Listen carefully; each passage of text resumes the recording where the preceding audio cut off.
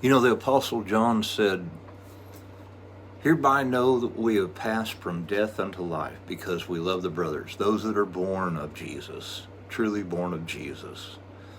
You know, because we're not talking about those that are following a Trinity or something else, because we're told by John, you know, not to greet them nor receive them into house. When he says greet them, he's talking about saluting them, giving them the peace of Christ, giving them your peace of Christ. And we got to understand, this is what Jesus was teaching his disciples in Matthew 10. Whatever town or city you come into, ask who in it is worthy. And whatever house you enter, let your peace come upon it. If it be not worthy, let your peace return unto you. And whoever shall not receive your word, your testimony, when you leave that town or that house or that city, he says, brush the dust out from the bottom of your feet as a testimony against them. You know, so we're not talking about, you know, just giving our love to anyone, but we're also talking about having compassion upon the poor. You know, but people tend to want to take advantage of the poor for cheap labor. You know, thinking, you know, like, oh, I'm helping them out. And really, they're just taking advantage of them for cheap labor.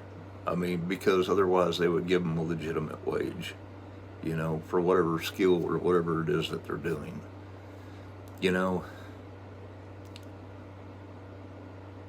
and like Paul said in 2 Corinthians chapter 11, verse 3, I'm afraid lest by any means as Satan beguiled Eve, so your mind should be corrupted from the simplicity that is in Christ.